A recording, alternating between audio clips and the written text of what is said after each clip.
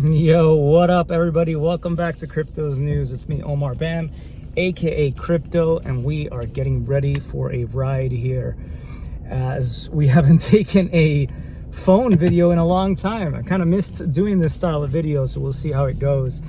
It's just going to be a rather short one. It wasn't a crazy amount of news that came out today, but I did want to update you guys on what's going on, and pending the news that comes out over the next 24 hours, I will be doing a video live tomorrow. But I wanted to give a nice bonus this week either way at the very least. So as you guys have seen, probably prices for crypto have been pretty stagnant, I guess you could say.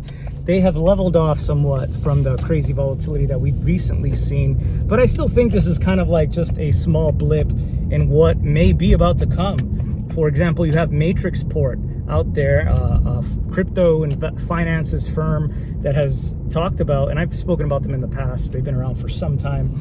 They have pointed out that there are quite a bit of bullish calls that are being bought by traders that are expiring in June. So calls are a bet. Well, basically they allow you to buy a certain asset at a certain price in the future. So you buy these contracts, these options contracts, and calls are, you're expecting the price to go up. You don't have to buy or sell an asset at a certain price, but it grants you the ability to lock in a certain price that you believe can happen. And same thing to the downside with puts, for those of you who might not know. But we have these calls right now to the tune where basically they're pointing out if Bitcoin breaks $72,000, we're right at $71,000 right now.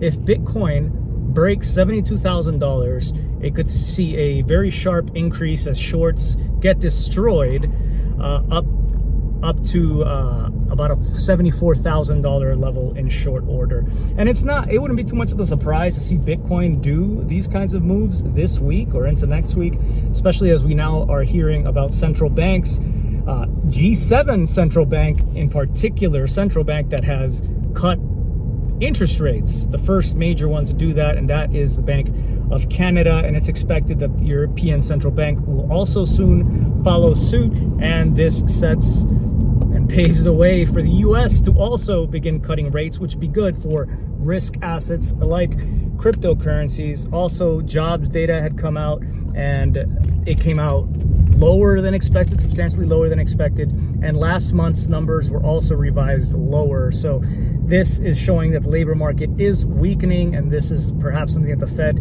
wants to see, along with tapered inflation. We'll see if they get that one. But definitely destroying the labor market, their goal to do that seems to be working, and that might really set us up for lowering interest rates here in the US as we move towards the end of the year.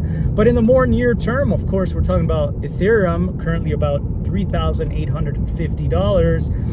Ethereum is looking really, really good. VanEck, actually, so you might remember VanEck because they have been one of the ones that have been trying to get an Ethereum ETF. They had the first part of that ETF approved. They're just pending the S1 registration statements, yada, yada. Well, VanEck, they said that they believe that the Ethereum price by the year 2030, so just a few years away now, 6 years away, we will be seeing Ether at $23,000 due to a combination of it disrupting all sorts of industries. As you guys know, if you've watched the channel for a long time, it's disrupting finance, traditional finance. It's basically created decentralized finance in a major way. It's for collectibles, NFTs, music, and arts, perhaps even artificial intelligence as well. We see more and more projects springing up around that, and this could drive the valuation much higher, especially as traditional investors may have soon a way to seek exposure into Ethereum in the traditional way that they're used to, instead of setting up a wallet and going on Coinbase or whatever exchange and buying and transferring. No, they just go into their traditional brokerage or select a plan, and they have an exposure to ETH, sometimes even a passive investment into ETH, depending on what kind of plan they do.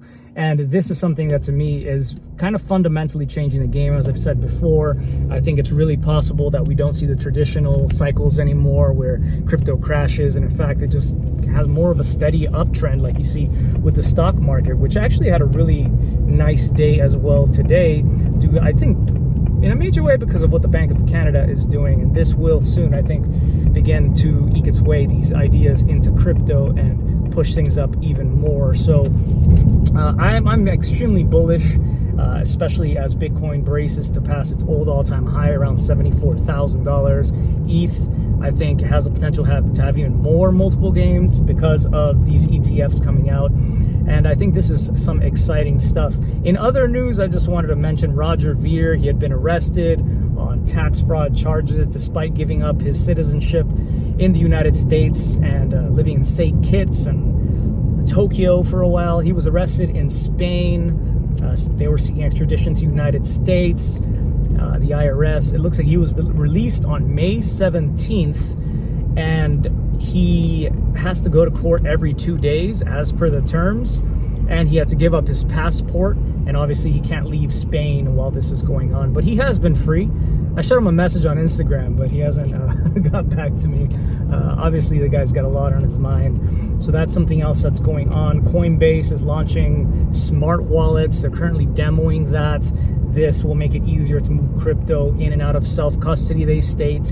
It'll be easily compatible with L2s, layer 2 networks, and multiple ways to interact with those ecosystems in a streamlined, easy way that doesn't require seed phrases or passkeys or anything else. So yeah, anyway, just some stuff there to think about. I'll let you guys know tomorrow if I do a video, and hopefully that is the case, what goes on. I actually am feeling quite a bullish momentum is definitely here, and I will catch you guys later. Be well.